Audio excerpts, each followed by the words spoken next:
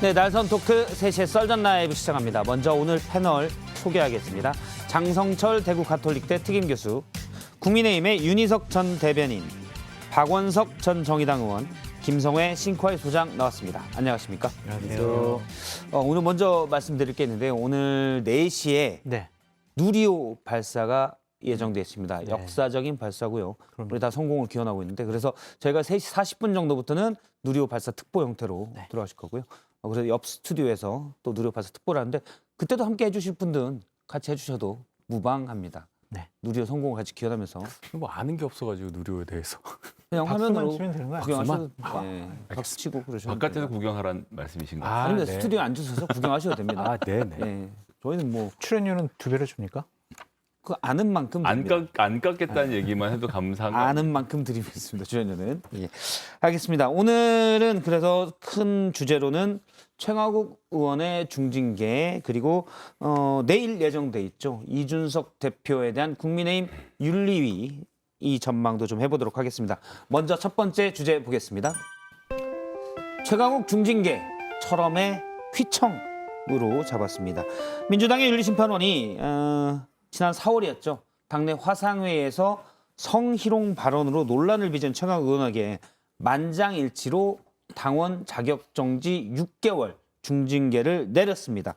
먼저 어제 밤늦게 있었죠. 김혜재 윤리심판원장의 말을, 윤리심판위원회 말을 들어보겠습니다. 윤리심판원에서 소위원회를 구성해서 실질적으로 피해자들도 직접 조사를 했고, 그동안에 이루어진 여러 가지 자료들을 종합적으로 검토해서 사실 확정 부분에 대해서는 전체 우리 의원님들 사이에 이견이 없었다는 점을 말씀드립니다.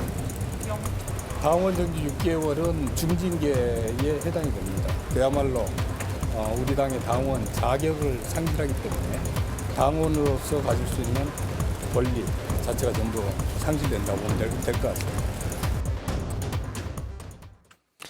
예, 일단 윤리심판원이 중징계를 내렸고요. 최종 확정은 비대위를 통해서 확정이 되는데 그대로 될 가능성이 큽니까? 어떻게 봐야 됩니까? 우상호 의원은 이제 징계가, 우상호 비대위원장은 너무 세다라는 의미로 말하게 되는데, 비대위가 징계의 양형을 조정할 권한이 따로 없을 거예요, 아마. 그래서 사실이 그냥 확정된다고 보면 될 것 같고, 근데 좀 아까 저 말씀하신 분의 얘기를 들어보면 직접 조사를 했다는 거 아닙니까? 예. 피해자들에 대해서. 그리고 사실 확정에 이견이 없었다. 그동안에 최강욱 의원과 그 주변에서 해명해 왔던 게 사실이 아니라는 게 예. 확인이 된 거죠. 그럼에도 불구하고 어제 윤리심판원 소명 자리에서까지 최강욱 의원은 그런 발언을 하지 않았다라고 또 다른 거짓말을 저는 한 거라고 보이는데, 이 정도 상황이 이 정도 왔으면은 본인이 인정하고 그리고 반성하고 성찰해야죠. 언제까지 저걸 갖다 계속 우겨가지고 당내에 또 다른 분란거리를 만들 겁니까? 지금도 벌써 이른바 최강욱 의원을 지지하는 그런 열성 당원들 사이에서는 박지원 전 비대위원장은 물론 지금 윤리심판위원들 명단을 돌리면서 뭐 항의 전화하자 뭐 이런 일들이 좀 벌어지고 있다잖아요. 저는 뭐 박지원 비대위원장도 또 페이스북에 글을 썼던데 최강욱 의원 징계도 수위가 좀 낮다 이렇게 보는 것 같고, 예. 더 나아가서 김남국 의원을 포함해서 이 사건의 사실 왜곡에 가담했던 이른바 2차 가해자들이죠. 거기까지 다 조사를 하고 윤리심판원에서 다뤄야 된다 이런 주장을 했더라고요.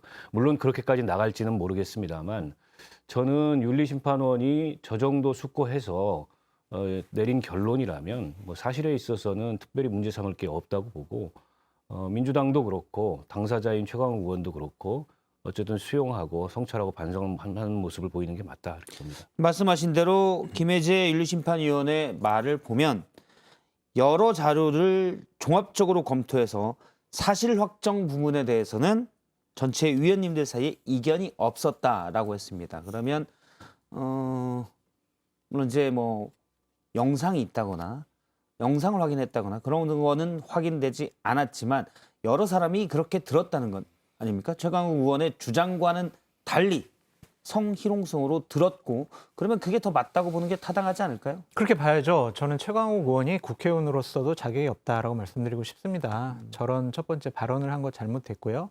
그리고 그 발언 누가 누설을 했어? 찾아내, 색출해. 이런 식으로 2차 가해한 것도 문제고 나는 그런 발언을 한 적이 없어라는 거짓말과 부인 이것은요 공직자가 그리고 국회의원으로서 해서는 안 될 일들을 계속했다라고 말씀을 드려요. 저는 거짓말하고 계속 부인하는 저 모습 속에서 예전에 조국 전 장관 그 모습을 계속 떠올리게 됩니다. 민주당 분들은 남들이 그리고 윤리심판원 위원들이 객관적으로 여러 가지 조사를 통해서 분명히 잘못됐다라고 했는데도 본인은 아니라고 얘기를 해요. 과연 이게 맞는 것이냐? 이렇게 본인만 우기면 국민들도 믿어줄 거라고 생각을 하는 것이냐? 이분들이 과연 양심과 염치가 있는 분들이냐? 정말 이런 분들은 정치하면 안 된다라고 좀 말씀드리고 싶습니다. 예, 김성현 소장님은 어떻게 보십니까? 일단 그 뭐 차전에 색출에 이렇게 말했다라는 근거는 따로 나와 있지는 않은 것을 알고 있고요. 그 부분에 대해서는 뭐 징계 사유에 포함되어 있지도 않은 것으로 제가 파악하고 있는데요. 2차 가해도 문제다라고 2차 가해는 이제 말씀했어요. 내가 그런 말을 하지 않았다고 말했던 것이 2차 가해라고 해서 제가 그 부분 그럼 찾아서 읽어드릴게요. 말씀하세요. 그 색출하라고 했던 발언 제가 그대로 말씀드릴게요. 색출하라는 발언을 직접 했다라고 해서 증언한 사람이 있다는 말씀이신 거죠? 아니, 네, 말씀드릴게요. 예, 그럼 뭐 찾아와서 일단 말씀. 지금 장성철 교수가 참는 동안 네네. 예. 그럼 윤리심판원의 결정은 결정대로 받아들여야 된다고 생각하고요. 지금 최강욱 의원 측에서는 재심 청구할 의사도 있는 것으로 알고 있는데, 아, 그래요? 예, 재심 청구 여부에 대해서 아직 결정하지 않은 것으로 알고 있습니다. 일주일 안에 결정해서 재심 청구를 할 수 있는데 그 과정까지 살펴보고 뭐 쭉 종합적으로 보면 되지 않을까라고 생각하고 있습니다. 예. 재심 청구까지 생각을 하고 있다는 거 들으니까 또 참 당황스럽네요. 이걸 인정하기 어려웠을 거예요. 뭐 무의식 중에 그런 말이 나왔던 어쨌든 간에 이걸 사실이라고 전 전제하고 말씀을 드립니다. 여러 사람이 이걸 들었잖아요. 이게 만약에 최강욱 의원이 하는 대로 그 단어가 아니고 다른 단어였다면은 어떤 사람은 그 단어로 들었을 거고 이렇게 이견이 나와야 되는데 그렇지가 않다는 거 아닙니까?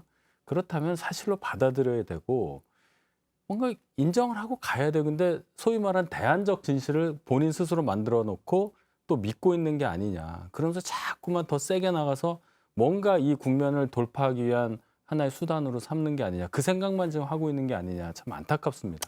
그냥 잘못한 거는 잘못했다고 인정하면 돼요. 뭐 자꾸 우기냐. 일단 뭐 그 윤리심판원의 얘기는 김혜재 위원의 어제 브리핑 내용에는 이런 부분이 있습니다. 영상에는 음성 자료가 있었냐라고 묻자 직접적인 자료는 없고 간접적인 자료는 남아 있다. 아마 그 회의에 같이 참석했던 사람들의 기억 들은 것들 요걸 얘기하는 것 같고요.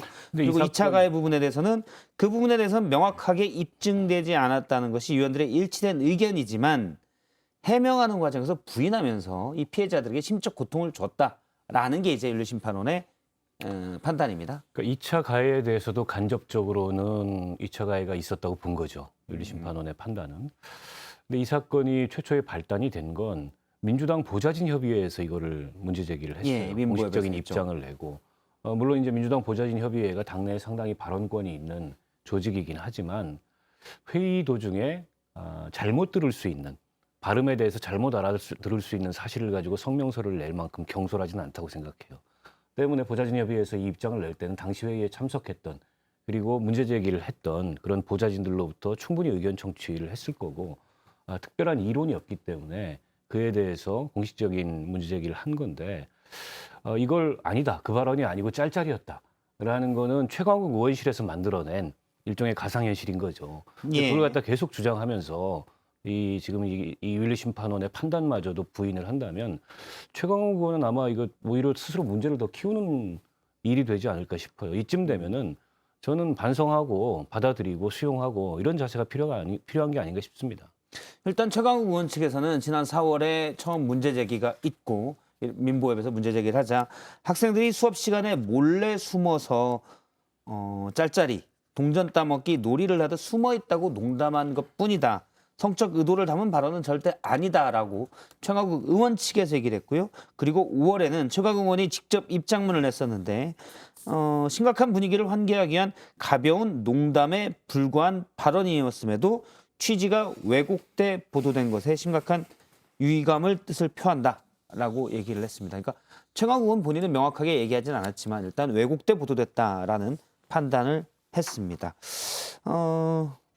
앞서 이제 뭐 저희가 얘기했지만 일단 최강욱 의원이 어제 윤리심판원에서도 인정하지 해당 발언을 했다는 사실은 인정하지 않았습니다. 그러면서 계속 이제 윤리심판원 얘기도 2차 가해가 있는 것 아니냐 계속적으로 그런 주장들이 나오는데 거기는 어떻게 보시나요? 그러니까 직접 증거가 없으니까 저러는 거 아니에요. 예를 들어 그때 줌으로 화상회의했던 어떤 그 자료가 그 화상이 녹화가 돼 있다거나 그랬으면 절대 저럴 리가 없겠죠. 그러니까 자꾸 나는 그렇게 말한 적이 없고 이걸 어떻게 증명하느냐 딱 그 하나에 기대 가지고 저런 얘기를 하는 거고 또 지금 최광욱 의원 측에 저기 보면은 동전 따먹기 노래를 상징하는 저 단어를 또 기가 막히게 빗대 가지고 아니라고 빠져나가려고 하는 거잖아요. 근데 이거 참 이런 얘기 그런데 혼자 저거 하는 것도 아니고 뭐 이런 여러 가지 사정 보면 아무리 생각해봐도 자 발음도 그렇게 들리지 않았고 상황적 맥락으로 봐도 그 단어가 절대로 저기서 주장하는 저 단어가 아니라고 판단이 된다면 누구도 최광욱 의원의 말을 믿지 않습니다. 그렇다면 이제 사실은 인정을 하고 뭔가 다른 방면으로 이걸 해결해야지 이분 계속 꼬리표 따라다닐 거예요. 알겠습니다. 하지만 일단 최강욱 의원의 징계 처분 결정 뒤에 민주당의 권리당원 게시판에는 징계를 철회하라. 이 당원들이 아주 강하게 비판을 했습니다. 그러니까 이 부분은 이제 사실 여부, 해당 발언의 사실 여부에 대해서 윤리심판원과 최강욱 의원 간에 현재로서는 인정하지 않기 때문에 다툼이 있는 상황이어서 일단 최강욱 의원 입장에서 보자면 여러 이제 당원들이 최강욱 의원 징계 철회하라. 뭐 그다음에 박지원은 그만해라. 뭐 이런 얘기도 나왔었고요. 개혁 의원들 제거가 시작됐다. 일단 최강욱 의원에 속해 있는 철험에 약간 개혁 성향을 강하게 일단 철험 입장에서는 드러낸 바 있기 때문에 개혁성 의원에 대한 제거가 시작됐다. 이런 표현들도 나왔습니다. 이재명 의원의 어떤 뭐랄까요? 이재명 의원의 팬카페라고 하기도 좀 그렇고 재명이네 마을에서는 수박이 최강욱 죽이기에 나섰다라는 얘기도 나오고 있습니다. 어떻게 보면 이 부분이 당내 또 하나의 갈등 또 기존에 나왔던 팬덤 문화에 대한 어떻게 보면 충돌 이런 부분이 나오고 있는데요. 박지원 전 비대위원장은 페이스북에 철험에는 해체해야 한다. 당도 최의원 처분을 계기로 팬덤 정치와 완전히 결별해야 한다라고 얘기를 했습니다. 이런 현상들은 어떻게 보십니까? 지금 뭐 여러 열성 당원들이 뭐 열성 당원이라고 하긴 그렇고 강성 당원들이 최강욱 의원의 징계를 철회하라라고 주장을 하고 있습니다. 저는 최강욱 의원의 문제라고 생각합니다. 본인이 어쨌든 사실을 인정하지 않고 저렇게 버티니까 최강욱 의원을 지지하는 그런 열성 당원들이 당원 게시판에 뭐 징계 철회하라 이런 대응을 하고 있는데 결국 저는 팬덤 그 자체가 좀 문제가 아니라고 생각해요. 정치인들이 그걸 어떤 방식으로 어떻게 이용하느냐 그에 따라서 그게 독이 될 수도 있고 약이 될 수도 있는데 지금 민주당 내에 만연한 이런 어떤 이 강경 지지층의 이른바 이제 팬덤 현상이라고 하는 것은 그동안에 정치인들이 그것을 잘못 이용해 왔기 때문에 그게 갈수록 왜곡되고 또 지금 민주당이 어떻게 보면은 좀 이 한계 안에 갇힌 확장성이 없는 그런 모습을 계속 보이는 게 아닌가 싶은데 이번 건만 하더라도 최강욱 의원이 사실 인정하면 끝나는 문제입니다. 예. 아무리 팬덤이 강경해도 그걸 가지고서 뭐 징계 처리하 이렇게 대응을 할 수가 없고 근데 저 팬덤에 기대서 반대로 최강욱 의원도 계속 사실을 부인하면서 이걸 당내 갈등으로 몰고 가려고 하면 할수록 저는 이 본인 정치에 전혀 도움이 되는 결과가 나오지 않을 거다 이렇게 생각합니다. 알겠습니다. 철험회가 좀 타격을 받을까요? 어떻게 보십니까? 타격을 받겠죠. 왜냐하면 최강욱 의원이 거기에 멤버로서가 아니라 그 철험회가 했었던 행동 여러 가지가 지금 말씀하신 팬덤 정치를 소위 말해서 좀 나쁘게 악용하는 그런 사례를 만들어냈던 분들이라고 볼 수밖에 없고 그 결과로 당 전체 민주당에 결국 도움이 안 됐지 않았습니까? 예. 그 지점을 지적을 하는 거니까 철험회 뭐 해체 이 얘기보다도 철험회가 지금처럼 행동해서는 절대로 안 된다는 것은 확실해진 거죠. 알겠습니다. 여기까지 일단 최강욱 의원 징계 얘기는 하도록 하고요. 다음은 강지영 아나운서가 오늘 정치권에 눈여겨볼 만한 얘기, 썰픽을 정리를 합니다. 원래 저희가 이제 이 시간쯤 되면은 유튜브 댓글을 통해서 좋은 댓글을 소개하고 상품권도 드리곤 했는데 오늘은 시간이 짧아서 그래도 생략하자는 제작진의 의견이 있었습니다. 드리세요. 그래도 약속인데. 아 그럴까요? 그럼요. 저는 솔직히 제작비도 좀 아껴주고 그래서 땡큐 했는데 조금이라도 드리세요. 알겠습니다. 장설초 교수님이 하자니까 제가 조금 있다가 썰픽 중에 또 하도록 하겠습니다. 네. 네. 제 출연료에서 좀 빼세요. 알겠습니다. 예. 네, 썰픽 강정 아나운서입니다. 네, 썰픽 보겠습니다. 2부터 보시죠. 오늘은 안 한다. 박순애 사회부총리 겸 교육부 장관 후보자와 김승희 보건복지부 장관 후보자의 인사청문 기한이 어제까지였습니다. 자, 이럴 경우 대통령이 국회에 청문 보고서 재송부 요청을 해서 청문회를 빨리 열거나 경우에 따라 재송부 요청 기간을 넘기고 임명을 하기도 했는데요. 윤석열 대통령 우선 이런 입장입니다.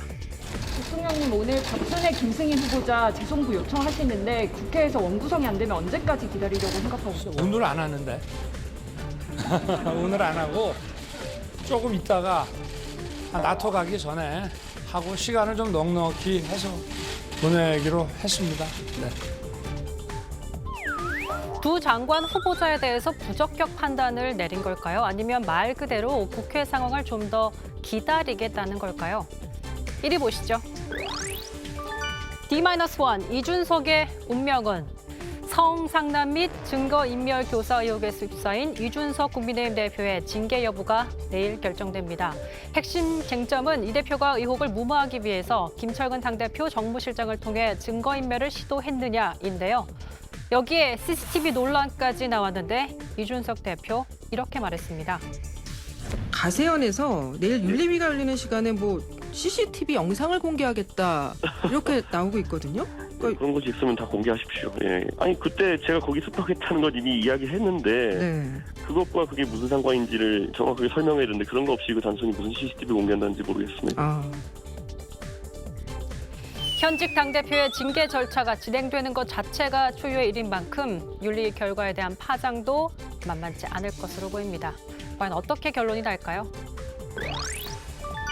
여러분이 픽한 오늘의 썰 무엇인가요?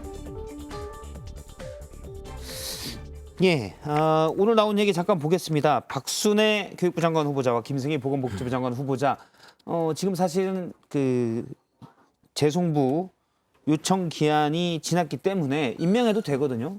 예, 다시 며칠 이제 더 여유를 두고 임명해도 되는데 청문 기한이 지나서 재송부 3일 기한 보통 이렇게 주고 그 다음에 임명해도 되는데 윤석열 대통령이 좀 기다리겠다 이렇게 얘기했습니다. 이건 어떻게 해석해야 될까요? 일단 이 두 장관 후보자의 경우에는 기존에 첫 번째 지명됐던 분들이 여러 가지 이유로 낙마한 상태에서 두 번째로 지명된 분들이잖아요. 예. 근데 이 두 분에 대해서 예를 들어서 청문회 없이 어쩔 수 없이 임명을 할 수밖에 없다 하더라도 이제 부담이 가는 겁니다. 두 번째 하는 거기 때문에 더 뭔가 검증을 철저히 한다는 그런 어떤 절차적인 요건을 갖춰야 어느 예. 정도는 그래도 국민들께 드릴 말씀도 있고 또 임명의 정당성이 확보되는 거기 때문에 조금 더 기다려보겠다고 말씀하시는 건 아마 그 부분을 생각하시는 게 아닐까. 저는 일단 그렇게 적임자라고 생각하세요? 저한테 질문을 하세요. 그건 여쭤보는 거예요. 그냥 생각이 어떤지. 뭐 그거는 제가 답할 성질이 아니라고 생각합니다. 아니 인사권자의 의지이기 때문에 예. 일단은. 절차적 정당성 문제도 있겠지만 두 사람 다 지금 제기된 논란이 심각한 결격 사유를 안고 있는 거죠. 특히 이제 박순애 후보자 같은 경우에는 음주운전 단속 수치가 진짜 세상에 처음 보는 이런 수치가 제 기억으로 0.251. 네. 이거는 뭐 피반 알코올반. 예. 그러니까요. 예. 근데 그런 분이 교육부 장관으로서 과연 이게 적절하냐? 근데 그 논란만 있는 것도 아니에요. 그 이외에 뭐 이해충돌 논란도 있고 여러 가지 예. 논란이 있고요. 또 복지부 장관 후보자도 마찬가지입니다. 그분은 뭐 국회의원 시절부터 정치자금 사용 문제에 대해서도 그렇고 또 지금 법무법인 고민을 하고 있는데 어쨌든 정부를 상대로 한 소송에 대리인으로 나섰다는 거잖아요. 그 점도 제가 보기엔 보건복지부 장관을 맡기에는 심각한 결격 사유가 있고 이런 상황에서 국회 원구성이 안 돼서 청문회가 안 열렸다는 이유로 밀어붙인다면 이건 심각한 민심 위반을 불러일으킬 그럴 만한 사안이죠. 때문에 아마 좀 더 기다려보겠다 이렇게 생각하는 게 대통령이 아닐까요? 시간을 넉넉히 둘 것이라고 얘기했으면 그 얘기는 청문회를 해서 야당이 낙마를 시켜라.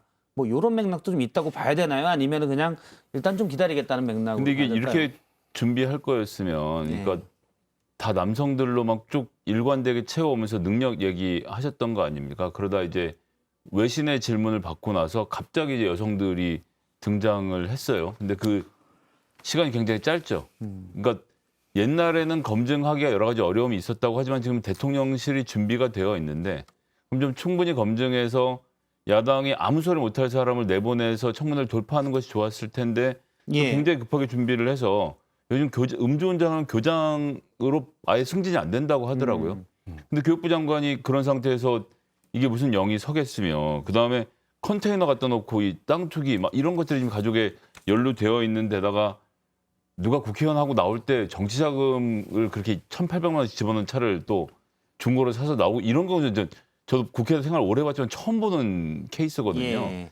이런 등의 이야기들을 그냥 없는 척하고 하는 것도 이상했고 검증이 또 왜 이렇게 짧았는지 좀 충분하게 검증하고 야당의 코를 납작하게 만들 만한 후보들을 낼 수는 없는 건지 그런 아쉬움이 들기 때문에 이번에 안 하시는 게 당연한 것 같습니다. 일단 앞서 이제 댓글에 보면 왜 국민의힘 쪽만 패널이 2명이냐 그리고 민주당과 정의당 이 이렇게 있냐라는 의견이 있는데 제가 볼 때는 저희 쪽의 국민의힘 패널 분들은 상당히 합리적이시고 또 여당에도 쓴소리를 많이 하시는 분들입니다. 그런 평가들도 많이 나오는데 오늘 이 부분에 관련해서는 윤희석 대변인 같은 경우 이제 조강특위가 열리고 있어서 여러 가지 상황이 있기 때문에 제가 캐묻진 않겠습니다. 윤희석 대변인님의 입장을 캐묻진 않겠습니다. 난처할 수도 있으니까요. 우리가 아니, 물어보세요. 네. 아니 우리 이전번 아이템 할 때는 김성애 대변인이 굉장히 조용했잖아요. 예. 이례적으로. 사는 게 그런 거죠, 뭐. 예, 저도 이해합니다, 다.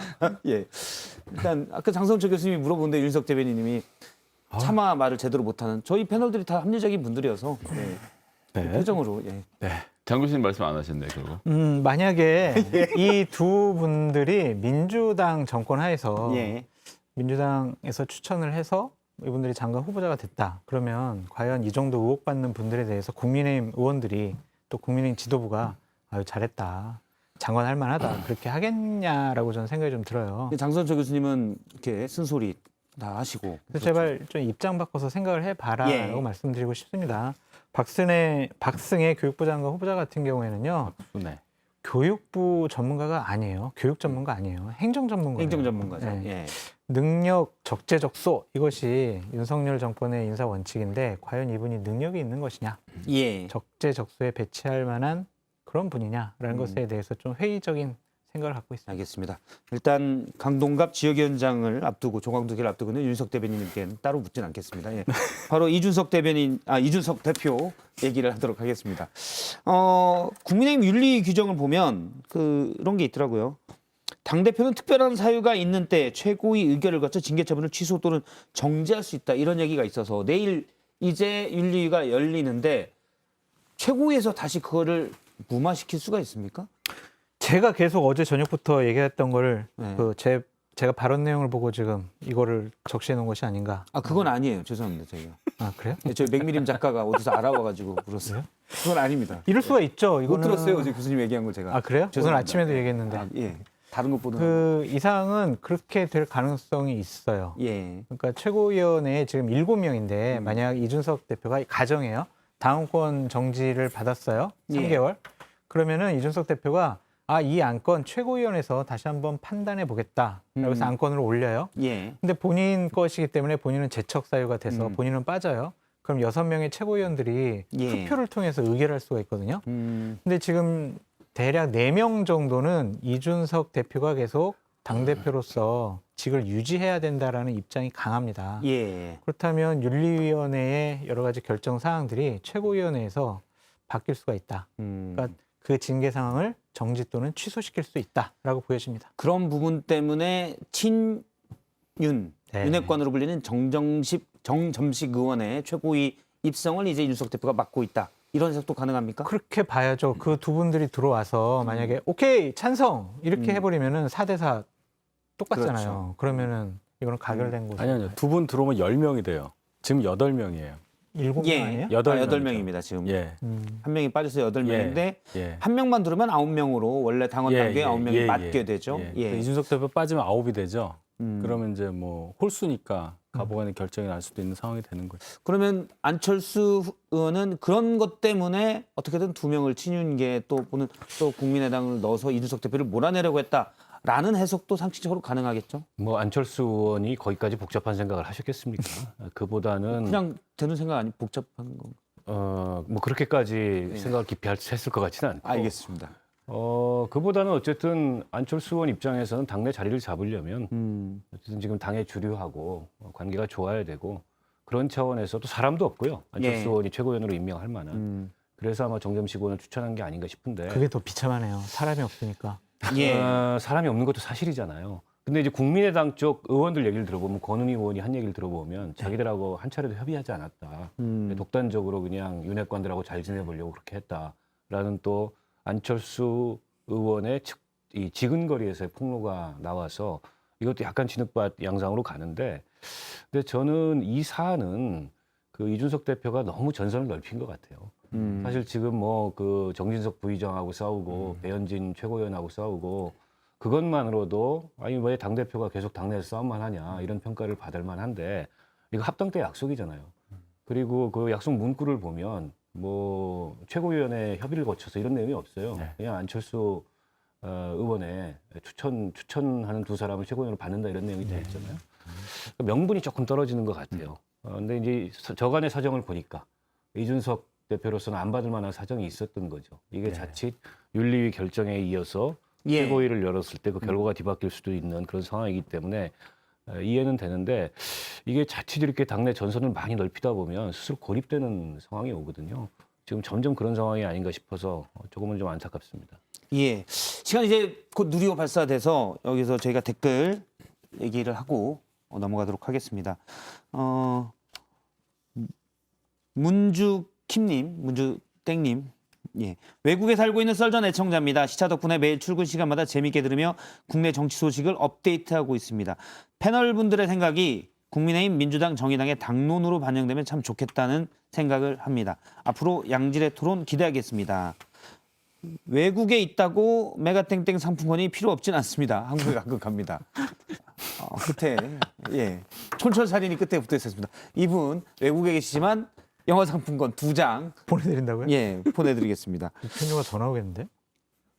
저기 카톡이나 전자적 방식을 이용하도록 하겠습니다. 그게 그다음에 없으면 들어온 다음에 드리겠다라고 이제 예 그렇죠. 제작비 집행을 좀 미룰 수 있는 장점이 있는 것 같네요. 라니땡님 매일매일 썰전 라이브 시작할 시간에 TV를 켜는 애청자입니다. 개인적으로죠. 고품격 썰전 라이브만 기다리는데 40분이라니 유 이렇게 되어 있는데요. 라니짱님께도 이거 드리도록 하겠습니다. 저희 네 분이 각 당이시지만 두 분은 한 당이시고 그렇지만은 항상 합리적이고. 전 당적이 여긴 없습니다. 당적이 당적이 없다. 네, 예. 무당적입니다. 무당적이에요. 무당파시군요. 네. 무당파, 국민의힘, 예. 민주당, 정의당. 딱 조합이 맞군요. 네. 예. 알겠습니다. 네, 저 국민의힘 지지자입니다. 알고 있습니다. 네. 예. 유승민 의원 지지자죠. 예. 알겠습니다. 네, 오늘 네 분 말씀 여기까지 듣도록 하겠습니다. 고맙습니다. CCN 뭐하죠? 라이브. 패시엔 노아죠? 썰전 라이브. 이제는 3시. 시청자 제일주의 썰전 라이브.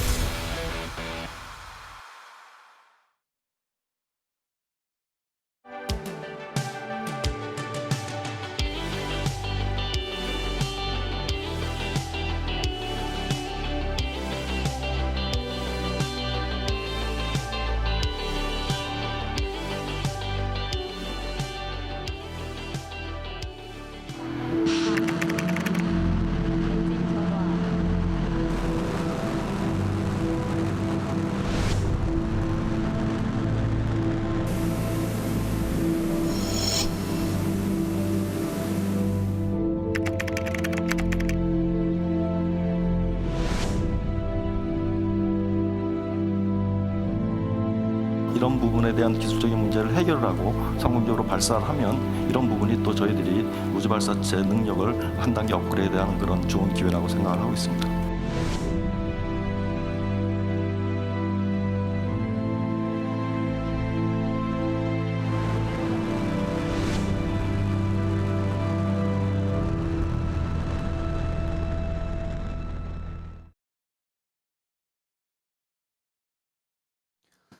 네, 지금부터는 잠시 뒤 발사가 예정된 누리호 특보로 이어가겠습니다. 순수 우리 기술로 만든 우주 발사체. 현재 전남 공해 나로우주센터에서는 발사가 예정돼 있는데요. 먼저 스튜디오에서 얘기 나누고 또 발사 현장에 있는 취재기자 연결해 얘기도 듣고요. 그리고 발사 모습도 시청자 여러분과 함께 지켜보도록 하겠습니다. 스튜디오에는 오현웅 조선대 교수 그리고 이성대 기자가 나와 있습니다. 안녕하십니까? 네, 안녕하세요. 예, 이제 약 18분 정도 남았습니다. 지금까지 쭉 오후 2시가 넘어서 발사 시각이 확정됐습니다. 원래 4시로 예정이 돼 있었는데 네. 4시에 그대로 발사하겠다라고 네. 확정하면 이때부터 이제 연료 충전을 또 하는 거죠. 네. 확정하고 현재 기상 상황이나 준비 상황을 보면 교수님이 보시기에 어떻습니까? 네, 순조롭게 진행되고 있다고 네. 볼 수 있습니까? 일단 최종 발사 여부에 대해서는 발사준비위원회에서 최종 결정을 내리고요. 예. 이 결정을 하는 데 있어서는 이제 기상 상황이나 그다음에 발사체가 비행하는 과정에서의 어떤 우주물체 충돌 가능성 그리고 발사체의 정상 상태 등을 종합적으로 고려해서 결정을 예. 하게 됩니다. 그리고 조금 전에 이제 연료 충전이 완료됐다라고 하는 부분을 접했기 때문에 예. 발사를 하는 데 있어서는 모든 준비가 완료된 것으로 판단이 됩니다. 예, 발사에는 모든 준비가 완료됐다. 현장에 저희 오원석 기자가 나가 있는데요. 오원석 기자가 지금 준비가 돼 있습니까? 예. 예, 오원석 기자가 지금 준비가 돼 있어서 현장 기자를 연결해서 지금 상황을 좀 들어보도록 하겠습니다. 지난주에 바람 때문에 하루가 연기되고 또 부품 문제로 한 주가 미뤄졌습니다. 오늘은 어떤지 오원석 기자 나로 우주센터에 나가 있는 오원석 기자를 연결해 보겠습니다. 예, 지난주부터 우여곡절이 많았습니다. 오원석 기자, 오늘은 발사가 가능할까요? 네, 누리호 발사를 약 17분 앞둔 나로 우주센터 현장에 나와 있습니다. 드디어 오늘은 발사 버튼을 누를 수 있을 것 같습니다. 그동안 누리호를 괴롭힌 날씨가 오늘은 언제 그랬냐는 듯 아주 화창합니다. 이곳 풍속은 초속 5m 내외로 산들바람 수준이고요.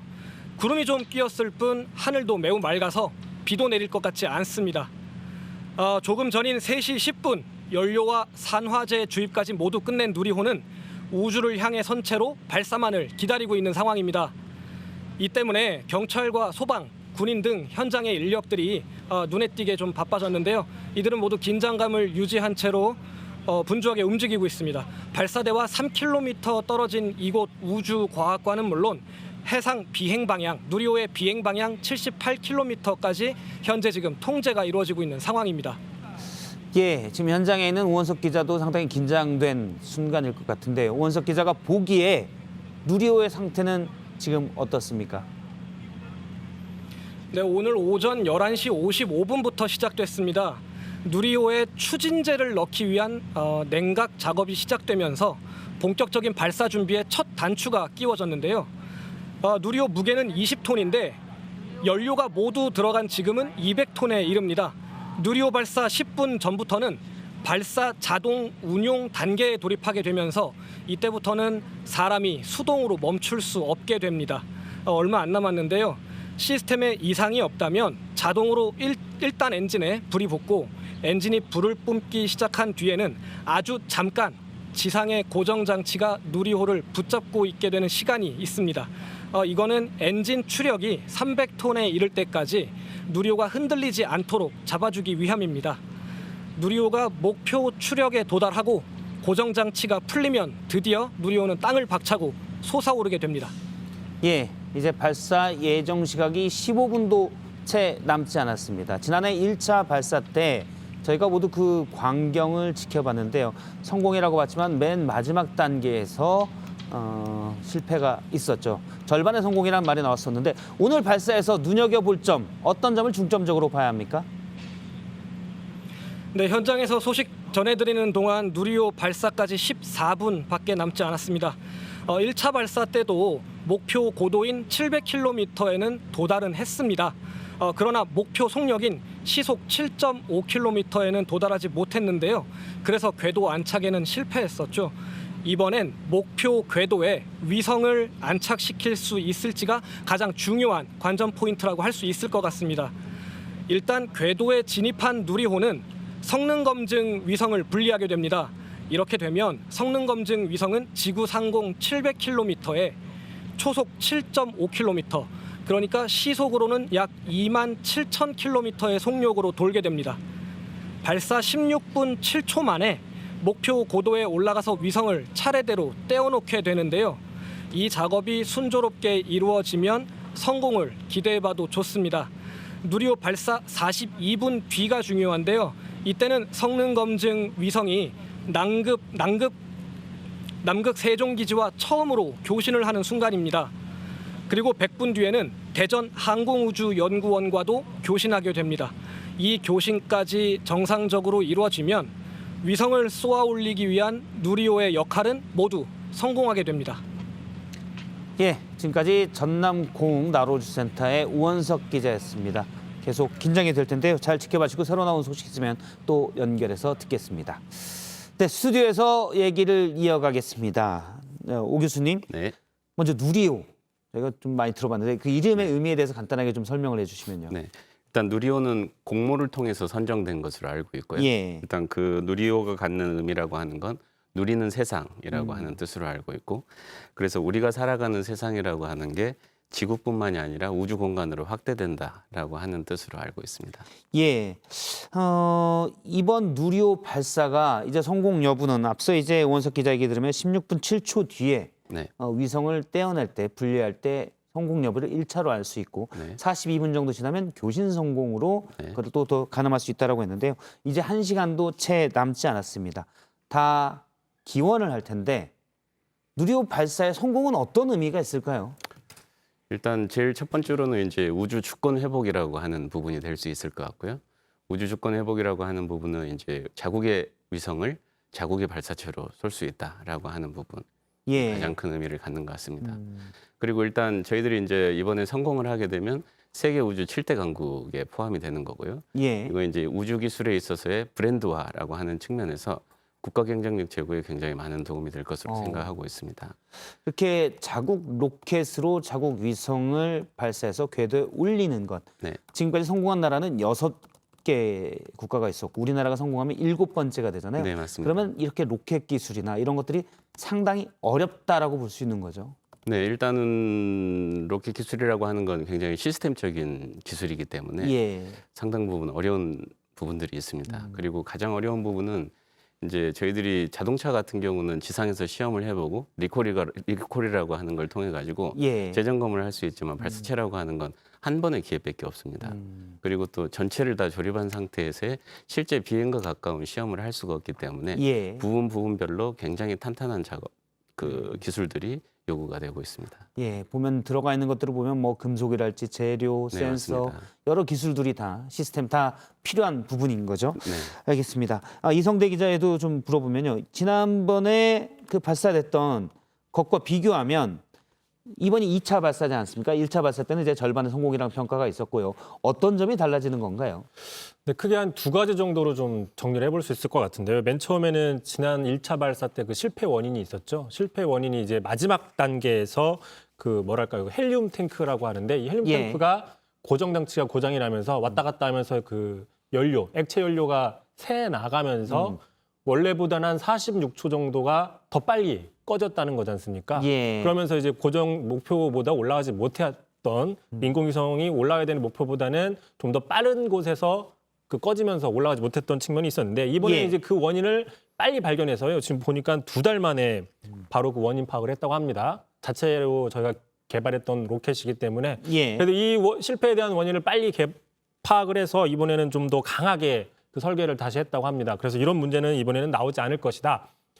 더 중요한 게 이제 바로 이거죠. 진짜 위성을 탑재했다라는 거죠. 지난번에는 사실상 그 모형, 뭐 더미 위성이라고 부르는데 모형 위성을 넣었었는데 이번에는 성능 검증 위성이라고 해가지고 실제로 그 궤도상에 올라가서 제 역할을 할 수 있는 그 위성을 실었다라는 측면이 차이가 가장 크다. 예. 이렇게 볼 수 있습니다. 지금 잠시만요. 지금 나로 우주센터 모습을 잠깐 보고 있었는데요. 예. 지금 카운트다운이 시작이 됐습니다. 지금 연기도 나오고 있는 것을 볼 수가 있는데요. 누리호 발사 10분 전부터 카운트다운이 시작되고 발사의 자동 운용이 시작이 됐습니다.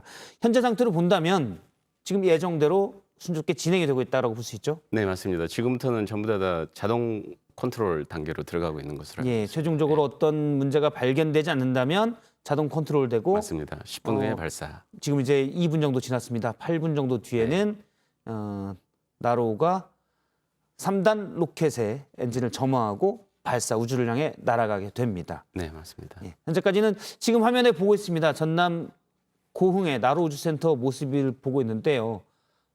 구름 한 점 없고 네. 지금 뭐 최근부터 어제부터인가요? 장마가 시작됐다고 해서 그런 우려도 좀 있었는데 구름 한 점 없는 모습입니다.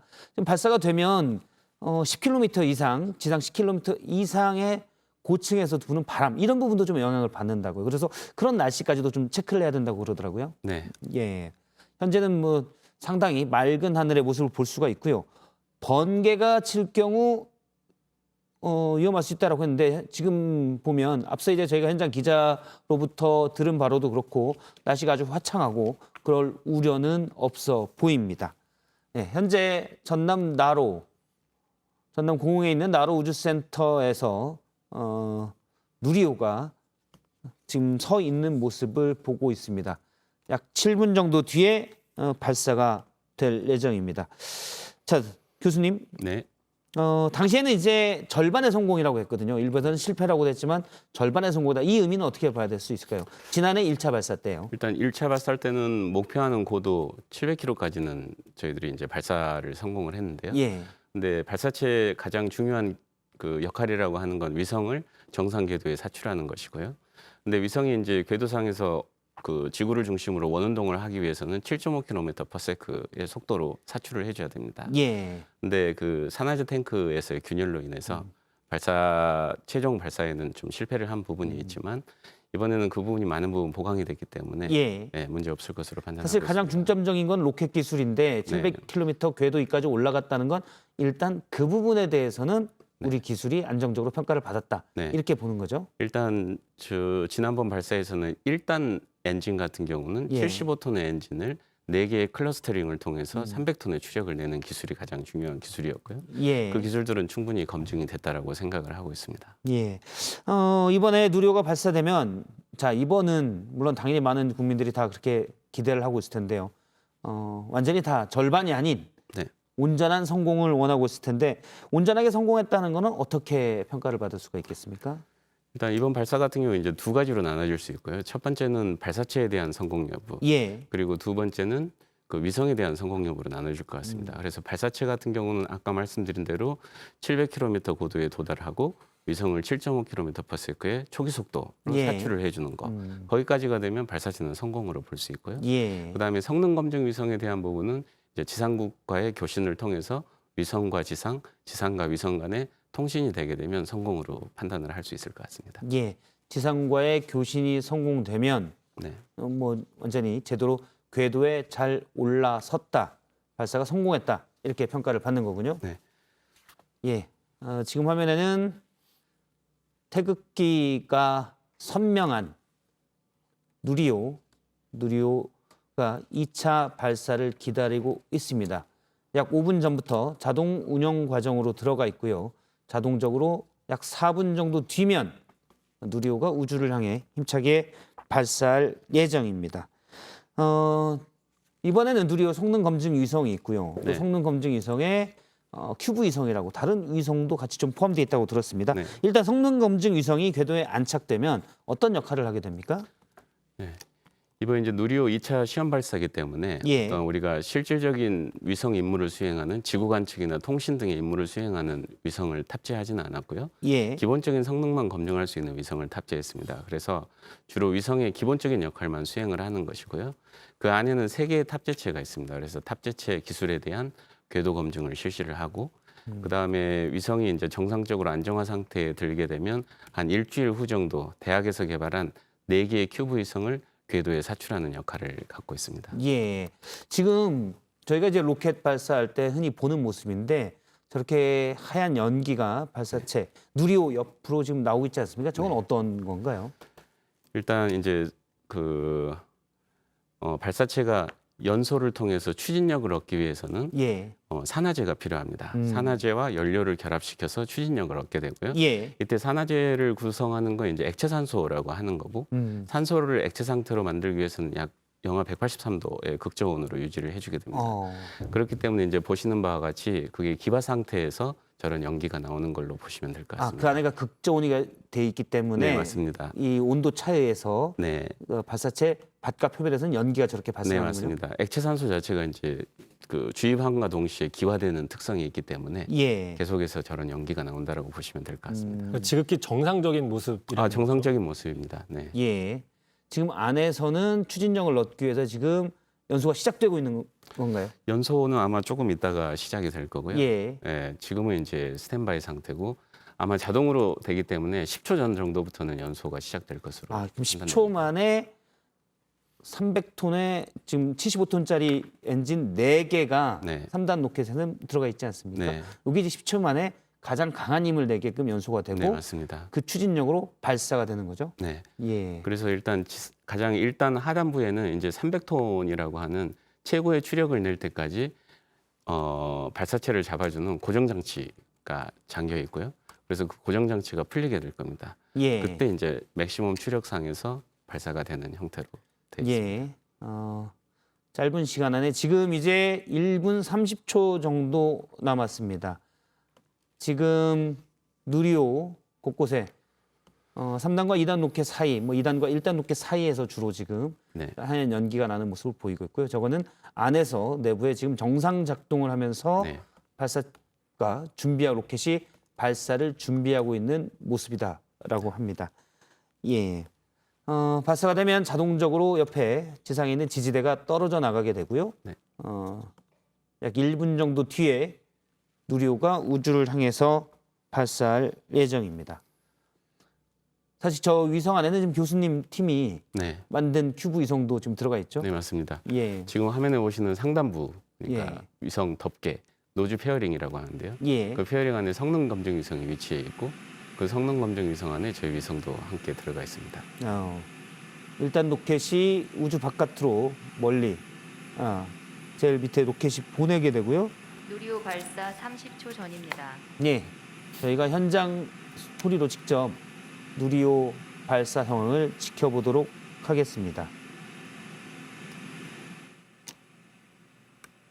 이제 15초 정도 남았습니다. 10, 9, 8, 7, 6, 5, 4, 3, 2, 엔진 점화, 26, 누리호가 발사되었습니다.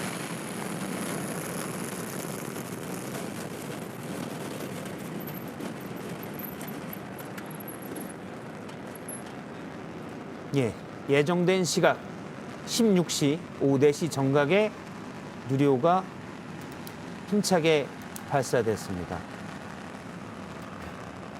그래서 일단 2분 후에 이제 1단이 분리될 예정이고요. 예. 네, 일단 비행 1단 정상. 분리까지 좀 기다려봐야 될 것 같습니다.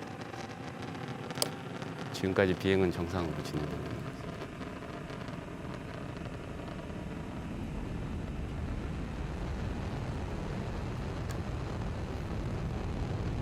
예, 정상으로 비행하고 있고요.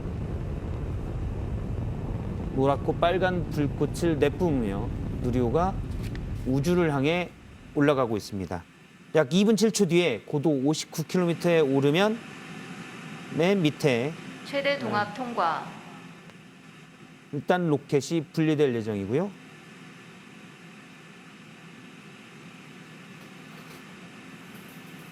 부디 약 2분 뒤에 고도 191km에서 위성 보호 덮개죠. 페어링이 분리될 예정입니다. 지금은 순조롭게 발사가 네. 진행되고 있는 거죠. 네, 엔진 정상이라고.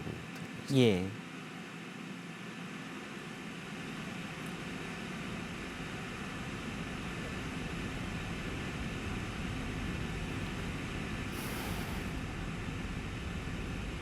불꽃만 보이고 하늘 위에 노란 점에 불꽃이 보이고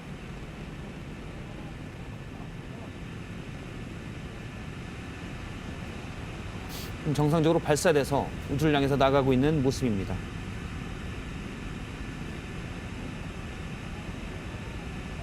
일단 엔진 정지 확인. 1단 분리 확인. 2단 엔진 점화 확인. 지금 방금 약간 불꽃이 변화가 있었는데 1단 엔진이 분리가 된 거군요. 네, 1단 엔진이 종료하고 예. 그다음에 이제 200톤에 이르기 때문에 추력을 얻기 위해서는 일단 그 사용이 중지된 1단은 분리를 하게 됩니다. 예. 그래서 일단 분리 과정도 정상적으로 진행됐다라고 나오고 있는 것 같습니다. 네, 지금 현장에서 박수 소리가 나온 것들을 여러분들이 들을 수가 있는데요. 현재까지 순조롭게 진행이 비행 되고 있고요. 정상 고도 100km 통과.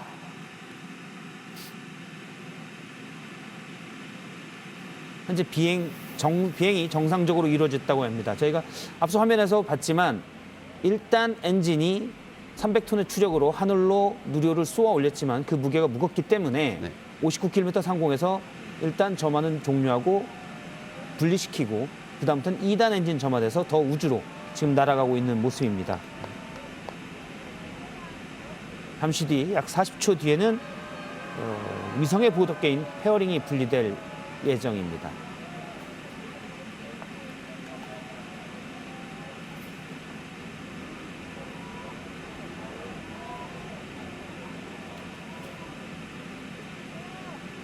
현장에서 환호성 소리가 나오고 있는데요. 지금 저희가 그림으로 봐도 영상으로 봐도 순조롭게 누리호가 발사되고 하늘을 향해 날아가는 모습을 확인할 수 있습니다.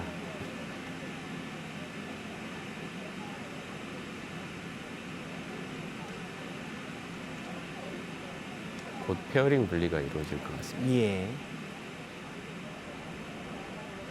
페어링 분리 확인.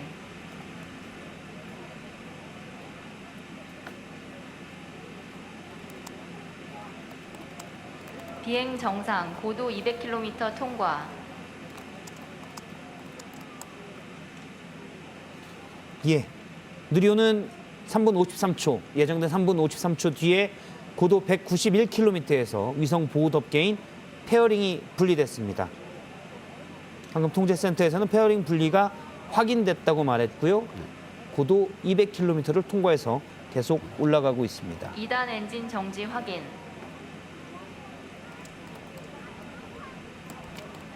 2단 분리 확인. 2단 분리까지도 순조롭게 진행된 것 같네요. 예. 2단 분리는 258km에서 이어지고 있는데요. 분리까지 성공적으로 되어 있습니다. 정상 고도 300km 통과. 3, 2, 엔진 점화. 26, 누리호가 발사되었습니다.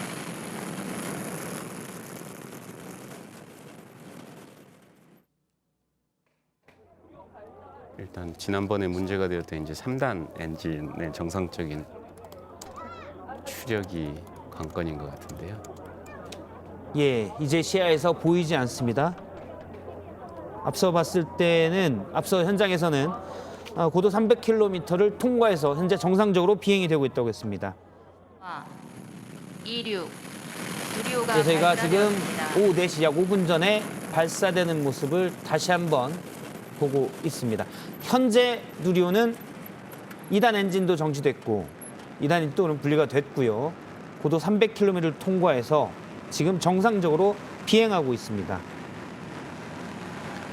목표 고도는 700km입니다. 약 14분 57초, 그러니까 약 8분 뒤에면 일단 누리호가 제 궤도에 올라가는지를 일단 확인할 수 있을 것으로 보입니다.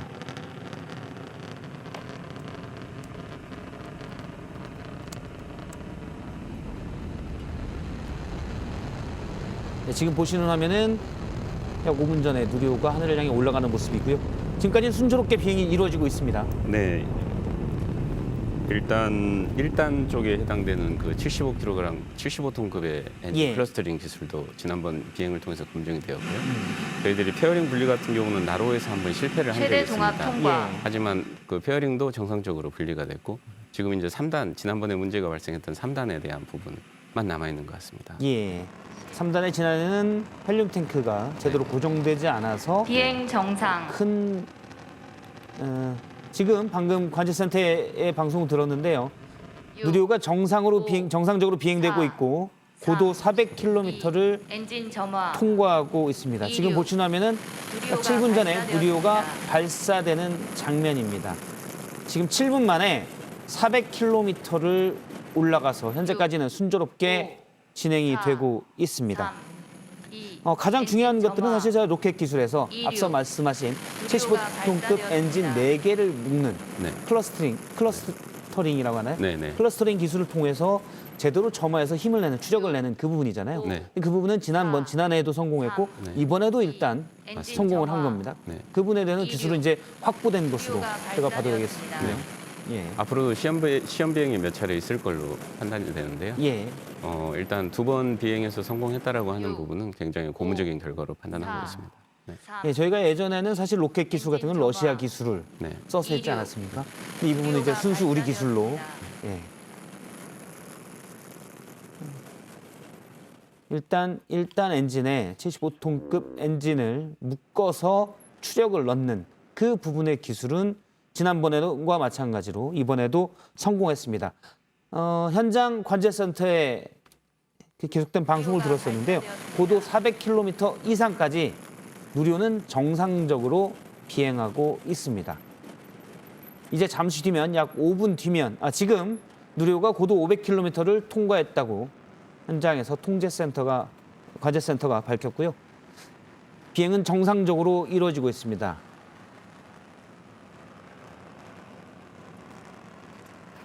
네, 이제 약 5분 뒤면 고도 700km에 이르러서 성능 검증 위성을 분리를 하는 그 부분에서 이제 위성을 제궤도에 올려놓으면 사실상 발사가 성공적이다 이렇게 볼 수가 있는 거죠. 네, 그렇게 생각하고 있습니다.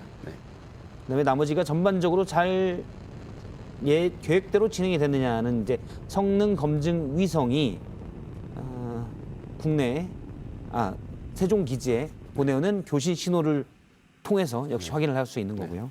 예. 발사 성공 여부는 아마 그 비행이 끝난 이후에 이제 여러 가지 시험 데이터들을 통해 가지고 시험 비행 데이터들을 통해 가지고 최종적으로 발표를 할 것으로 생각됩니다. 예. 지금 600km 통과라고 나오네요. 예. 현재 누리호는 정상적으로 비행하고 있고 고도 600km를 통과하고 있습니다. 약 5분 정도 뒤에 목표 고도 700km에 이르면 성능 검증 위성을 먼저 분리할 예정입니다. 원래 지금 이 성능 검증 위성이 약 180kg으로 돼 있고요. 지난번에는 모형을 1.5톤의 모형을 했는데 지금은 1.3톤 정도의 모형 그 위에 또 성능 검증 위성을 한 거죠. 네. 예. 예. 이제 위성이 궤도에 안착되면 일단 성능 검증 위성이 들어가 있고요.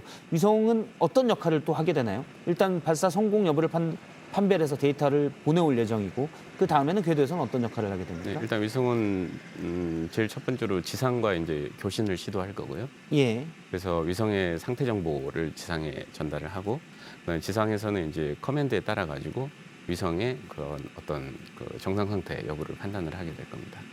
그리고 그 위성은 계속해서 한 일주일 이후에 전체적인 자세 안정화 또는 그 위성의 배터리 레벨이나 이런 것들을 체크하고 문제가 없을 경우에 큐브 위성들을 순차적으로 사출하는 것으로 이렇게 계획이 되어 있습니다. 큐브 위성을 사출하는 부분 저도 사실 처음 들었는데요.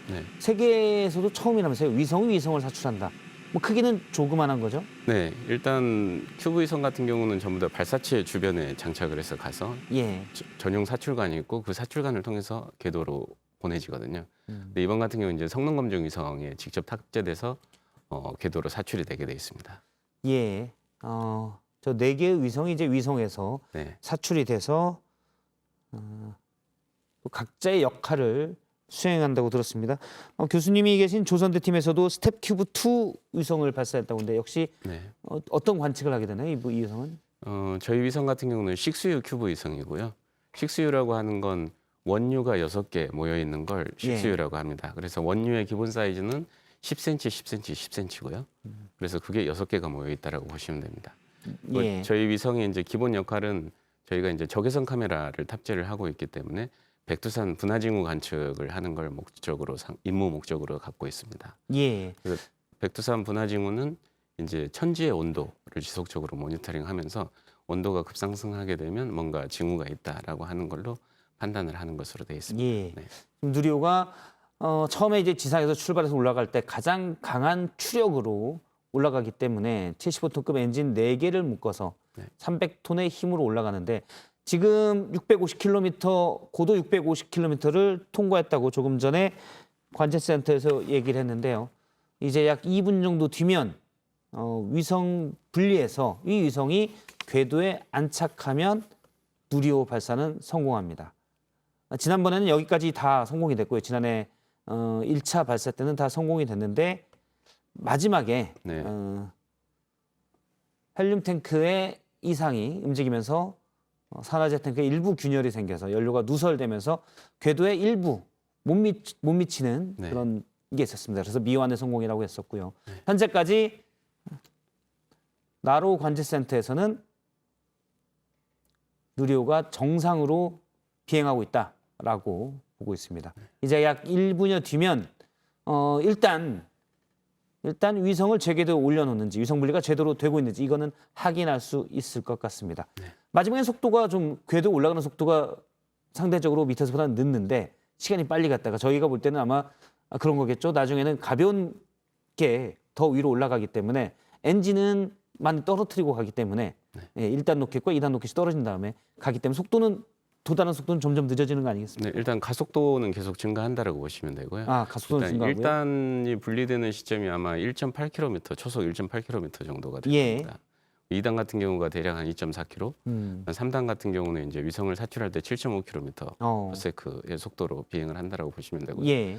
그래서 이제 가속도가 레벨이 증가하기 때문에 지난번 1차 발사에서 실패했던 부분들이 일반적으로 액체 산소 하는 단계에는 헬륨 탱크에 부력이라고 하는 힘이 작용하는데 가속도가 증가함에 따라서 부력이 더 증가하게 되고 그다음에 또 진동이 또 인가가 커지고요. 되기 때문에 그래서 이제 저희들이 설계했던 것보다 더 큰 동적인 하중이 작용을 해서 그쪽에 이제 균열이 발생한 것으로 그렇게 판단되고 있습니다. 이번에는 헬륨 탱크를 아예 고정을 시켜서 흔들리지 않게. 네, 지난번에도 고정은 했었는데 이번에 더욱더 보완을 했다라고 보시면 될 것 같습니다. 지지대를 훨씬 더 많이 설치를 했다라고 보강을 했다라고 보시면 될 것 같습니다. 보강을 하면 볼 수 있고요.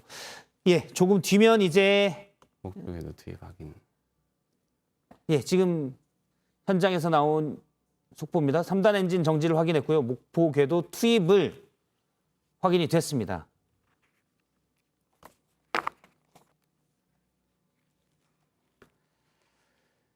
일단 정상적으로 진행은 된 것 같고요.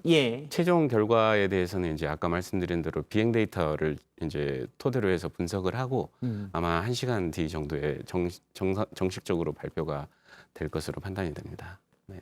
현재 성능 검증 위성 분리까지 확인이 됐고요. 4시 13분에 목표 궤도에 700km 상공의 목표 궤도에 투입이 확인이 됐습니다. 현재까지는 순조롭게 진행이 됐고 일단 성공의 기대가 높다라고 지금 봐도 되겠죠. 네, 그렇습니다. 일단 그 비행 데이터를 확인하기 전에는 조금 예단은 이르다라고 판단되지만 지금까지로 봐서는 정상적으로 진행이 된 것 같고요. 1시간 후에 이제 그 실제 비행 데이터 토대로 분석한 결과를 토대로 최종 발표를 기다려봐야 될 것 같습니다. 현재까지는 제 궤도에서 성능 검증 위성을 분리해서 확인이 됐습니다. 여기까지는. 그리고 현재는 비행 데이터를 분석 중이라고 하고요. 데이터를 분석하면은 좀 뒤에 저희가 일단 발사 성공 여부를 확인할 수가 있고요. 그리고 교신이 되면 교신을 하면은 이제 최종적으로 약 42분 뒤입니다. 발사 뒤에 42분 뒤. 그러니까 지금부터 26분 정도 뒤면 성능 검증 위성이 지금 분리된 위성이 남극 세종기지와 교신을 합니다. 이 교신을 통해서 비행 데이터가 최종 확인이 되면 성공 여부를 이제 확정할 수가 있게 됩니다. 네, 위성의 경우는 이제 위성의 정상 여부를 세종기지와 교신을 통해서 판정을 할 수가 있고요. 발사체 같은 경우는 발사체에 탑재된 여러 가지 센서 등을 통해서 비행 데이터를 지상에서 그것들을 판정을 할 수가 있습니다. 현재는 위성이 이제 궤도에 들어가서 또 보내오는 데이터가 있고 현재는 발사체가 보내오는 센서가 보내온 것들을 통해서 비행 데이터를 분석하면 로켓이 제대로 돼 발사됐냐 이 부분은 이제 분석이 끝나면 역시 성공 여부를 알 수가 있는 거군요. 저희가 지금 누리호 발사 모습, 조금 전에 발사된 모습을 보고 있습니다. 약 지상 300~400km까지만 해도 저렇게 보였었는데요. 그 뒤로 올라가면서는 저희가 이제 나로 우주센터에 발표로 듣는 거는 고도 700km까지 정상적으로 궤도로 올라갔고 성능 검증 위성도 성공적으로 분리가 됐습니다. 위성 모사체도 정상적으로 분리된 것이 확인됐고요. 현재는 비행 데이터를 분석하고 있어. 지금 그러니까 로켓의 비행 데이터, 로켓이 보내오는 비행 데이터를 보고 네. 로켓 발사의 성공 여부를 확인할 수가 있습니다. 현재는 데이터 분석 중이고요. 그리고 궤도에 올라간 위성이 발사 뒤 42분여 정도 뒤, 그러니까 약 25분 뒤에 남극 세종기지와 교신을 하게 되면 위성이 가져온 신호를 통해서 역시 발사의 성공 여부를 최종 확인할 수가 있습니다. 예, 이성대 기자. 예. 누리호 이전에 첫 우주 발사체가 나로우가 있지 않았습니까? 그때도 많은 국민들이 기대를 가지고 봤었는데요. 2013년에 발사에 성공을 했었습니다, 한번. 예, 이때 이 나로우와 누리호의 차이점은 어떻게 볼 수 있습니까? 제일 중요한 차이점은 아무래도 2013년에 발사했던 나로우 같은 경우에는 가장 핵심 기술인 그 뭐라고 할까요? 그 엔진이라고 해야 연료 발사체가 우리나라 기술이 아니라 러시아 기술을 도입했기 때문에 뭐 저희가 발사는 했었지만 엄밀히 따지면 우리나라의 그 자체 기술로 만들지 않은 그러니까 우리나라 기술이 아니었지만 이번 이제 누리호 같은 경우에는 뭐 거의 100% 저희 기술로 만들었다. 뭐 이렇게 큰 차별점이 있다고 볼 수 있습니다. 예, 우리 기술로 만든 로켓이 자, 세계에서 7번째 저희가 성공하게 되면 세계에서 7번째로 로켓 발사가 성공한 나라가 됩니다. 그 의미에 대해서 교수님이 좀 더 자세히 설명을 해주시죠. 네, 일단 아까 말씀드린 대로 이제 우주 주권 회복이라고 하는 부분이 가장 큰 부분이 되겠고요. 예. 저희들이 원하는 시기에 저희들이 개발한 위성을 원하는 시기에 쌓아올릴 수 있다라고 하는 부분은 굉장히 큰 의미를 갖는다라고 생각하고요. 예. 그다음에 발사체 기술이라고 하는 부분은 이제 국가 안보와도 굉장히 밀접한 관련이 있습니다. 우리 그 한반도 주변만 보더라도 일본, 중국 같은 경우가 굉장히 저희보다는 앞서가고 있거든요. 예. 그래서 저희들이 빠른 시간 안에 이제 이런 부분들을 확보를 하게 되면 저희들이 자국의 위성을 쏘아 올려서 군의 어떤 감시 정찰 분야나 그다음에 일반 민간 분야에 기여하는 바가 클 것으로 생각하고 있습니다. 예, 우리나라도 이미 여러 개의 위성을 쏘아 올렸지만 사실 저희 기억으로도 예전에는 다 해외에 가서 발사체입니다. 해외 네. 기술 발사체에 실어서 네. 우리가 이제 발사 기술이 없었기 때문에 네. 위성 기술은 있었지만요. 네. 그래서 많은 돈을 주고 해외에서 해외 발사체에 실어서 우주에 쏘아 올렸는데 네. 이제 순수 우리 기술로 발사체 기술을 확보하게 되면 우리의 의지대로 언제든지 가능하겠군요. 네, 맞습니다. 상당히 지금 300개 정도의 여러 민간 기업이 누리호 개발 과정에 참여했다고 하는데 이것도 상당히 흥미로운 내용입니다. 예. 네, 일단 발사체를 구성하는 부분 구성품들이 약 37만 개 정도로 구성되어 있다라고 하거든요. 예. 그렇기 때문에 이 정도 규모의 그 산업체들이 참여하는 건 가능한 것 같고요. 교수님 잠시만요. 현재 나로 우주센터의 모습입니다. 나로 우주센터의 모습인데요. 예, 지금 실시간 모습입니다. 서로 축하하고 연구원들이 서로 어깨를 두드리고 격려하고 축하하는 모습입니다. 예, 지금 저 상황을 보면 정상적으로 진행이 됐다라고 판단이 됩니다. 그렇죠. 네. 지금 저분들이 성공했다 이번에는 네. 라고 보기 때문에 지금 서로 축하하는 모습으로 볼 수가 있겠죠. 네. 예.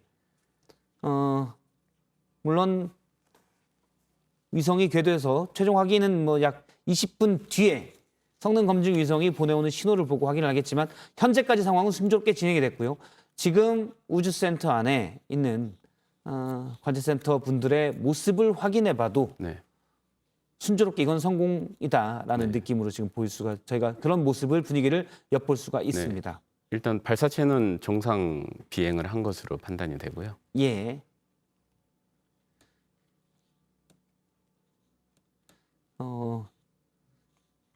현재 교신이 오기까지는 시간이 좀 걸리겠지만, 예, 알겠습니다. 우리나라의 우주 산업의 규모는 뭐 어떻게 봐야 될까요? 어느 정도나 된다고 봐야 됩니까? 대략 언론에 공개된 자료에 따르면 약 3조 8,931억 정도로 나오고 있거든요. 근데 지금 이제 해외도 그렇고 국내도 그렇고 뉴스페이스 트렌드에 따라서 예. 위성 분야나 또는 이런 위성을 활용한 서비스 산업들이 굉장히 활성화되고 있기 때문에 예. 앞으로 그 규모는 더 커질 것으로 판단됩니다. 그리고 이제 저희들이 그동안 위성을 발사해서 한 번도 실패한 적이 없거든요. 그래서 예. 저희들이 기존에 갖고 있는 위성 기술에 이제 발사체 기술까지 더해지게 되면 훨씬 더 큰 시너지 효과를 얻을 수 있을 것으로 판단이 됩니다. 예, 세계 각국이 이제 또 우주에 경쟁적으로 경쟁적으로 투자하고 지금 진행이 되고 있는데요. 우리도 이제 적극적으로 거기에 참여할 수 있는 가장 기본적인 로켓 기술이 현재 성공적으로 평가되고 있습니다. 네. 예, 지금 항공우주연구원에서 브리핑이 있는데요. 잠깐 들어보겠습니다. 종료되었습니다. 현재 기술진들이 누리호로부터 받은 비행 관련 데이터를 정밀 분석 중에 있습니다. 데이터 분석에는 앞으로 약 30분이 소요될 예정입니다. 데이터 분석을 마치는 대로 추가 브리핑을 통해서 주요 비행 과정, 성능 검증 위성의 분리 및 목표 궤도의 투입 여부, 그리고 향후 지상국과의 교신 현황 및 계획 등에 대해서 발표하도록 하겠습니다. 감사합니다.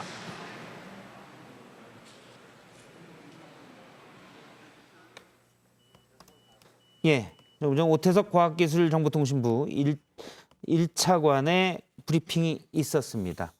예, 데이터를 정밀 분석 중이고 분석을 마치고 추가로 브리핑을 하겠다고 했고요.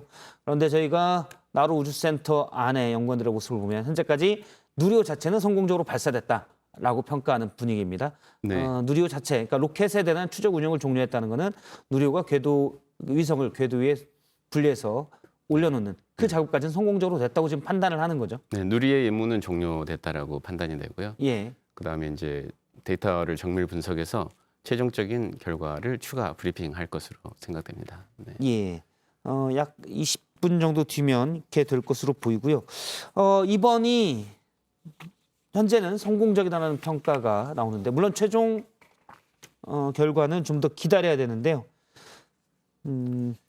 이번 이제 누리호 성패와 관계없이 저희가 누리호를 우리나라가 여러 차례 더 발사해서 관련 기술을 계속 확보할 예정이죠. 네, 그렇습니다. 지금 이 누리호 발사 프로젝트는요, 1, 2년이 아니라 총 한 17년 정도 장기 프로젝트라고 볼 수 있습니다. 지난 예. 2010년에 이제 약 2조 원 정도죠. 1조 9,500원 투입해서 시작이 됐는데 이제 2027년까지 오늘의 이 성공 여부와 상관없이 앞으로도 4번 더 발사할 예정으로 돼 있습니다. 그래서 이제 뭐 일반적으로 볼 때는 성공했으면 더 이상 쏘지 않아도 되지 않느냐라고 볼 수 있지만 조금 더 계속 성능을 개량할 수도 있고요. 그리고 이제 한 번 더 고도화를 하는 단계로 넘어가서도 계속 사업이 진행된다고 합니다. 그래서 결과적으로는 2027년까지 4번의 발사 계획이 더 있는 장기 프로젝트라고 볼 수 있습니다. 예, 향후 누리호 이후에도 우리나라가 이제 차세대 로켓 개발 계획 등이 좀 예정이 돼 있지 않습니까? 네. 예, 누리호 이후에도 계속 로켓을 개발하고 우주 산업에 대해서 상당히 우리나라가 적극적으로 이제 투자를 시작하는 듯한 모습입니다. 네. 예, 누리호에도 지금 2조 원 정도의 2조 원 가까운 투자가 진행된 것으로 알고 있고요. 네. 예. 일단 오늘 시험 발사를 토대로 해서 저희들이 성공 여부를 판단을 하고 예. 그다음에 앞으로도 이제 누리호에 대한 기술의 신뢰성을 확보하기 위한 시험 비행이 몇 차례 더 있을 것으로 생각이 됩니다. 예. 그리고 나면 이제 저희들이 더 먼 고도라고 하는 건 달 탐사를 비롯해서 정지 궤도에도 위성을 보낼 수 있는 그런 발사체의 성능 개량이라고 하는 부분이 있을 것으로 생각됩니다. 예. 지금 발사가 현재까지 성공적으로 지금 보이고 있습니다. 물론 뭐 섣불리 단정하면 안 되기 때문에 일단 42분의 발사 성공 여부를 최종 확인할 수 있을 것으로 보이는데 누리호는 위성을 제 궤도에 올려놓는 로켓으로서의 임무는 성공적인 것으로 현재까지 평가받고 있습니다. 누리호 비행이 현재 종료가 됐고 현재 비행 데이터를 받아서 분석을 하고 있고요. 항공우주연구원에서는 향후 지상국과의 교신 현황을 통해서 교신을 보고 좀 더 정밀히 분석을 하겠다고 했습니다. 5시 10분에 5시 10분에 항공우주연구원이 데이터를 분석한 결과로 누리호의 발사 성공 여부를 발표할 예정인데요. 일단 성능 검증 위성이 보내오는 교신 정보를 보면 네. 어느 정도 발사 성공 여부는 일단 항공연에서 확인할 수가 있겠죠. 네. 예. 위성의 성공 여부는 이제 성능 검증 위성으로부터 보내오는 데이터를 토대로 위성의 성공 여부를 판단할 예. 수 있을 것 같고요. 지금 누리호 발사체 같은 경우는 지금 비행 데이터를 토대로 해서 곧 브리핑이 공식적으로 나올 걸로 판단됩니다. 네. 예. 알겠습니다. 현재 저희가 누리호가 발사된 모습을 쭉 보고 있는데 교수님 보시기엔 어떻습니까? 교수님도 같이 위성 작업도 하시면서 네. 상당히 긴장도 됐을 거고 누구보다도 또 누리호의 발사 성공을 바랬던 그런 분이실 텐데. 네, 맞습니다. 일단 누리호가 성공을 했기 때문에 이제 성능 검증 위성이 정상적으로 운용을 시작을 하고 예. 일주일 후에 이제 저희 위성이 제일 먼저 사출이 되게 됩니다. 그래서 저희 위성 같은 경우는 아직 이제 성공 여부를 판단을 할 수 없는 단계여서 예. 앞으로 이제 더 긴장이 되는 단계라고 보시면 될 것 같습니다. 일단 교수님 팀이 작업한 그 네. 큐브 위성에 대해서는 네. 성공 여부는 좀 뒤에 나오지만 현재로서는 교수님이 보기에도 누리호 비행은 누리호 성공적이다라고 비행은 볼 수가 있겠죠. 성공적인 것으로 판단됩니다. 예. 우리나라 위성 산업의 오늘 우주 산업의 새 장을 연 날. 네. 뭐 결과는 약 40분 뒤에 5시 10분에 최종 발표를 브리핑을 할 예정이지만 현재까지 본 바로는 우리나라 우주 산업의 오늘 새로운 장을 성공적으로 열었기를 네, 맞습니다. 그렇게 또 기대가 되고요. 네. 기대해 봅니다. 알겠습니다. 지금 뉴스 특보로 전해드리는 누리호 발사는 여기까지 전해드리고요. 저희가 성공 결과 브리핑은 추후 프로그램에서 다시 속보 등으로 전하도록 하겠습니다. 지금까지 오현웅 조선대 교수 그리고 이성대 기자였습니다. 오늘 말씀 고맙습니다. 네, 고맙습니다.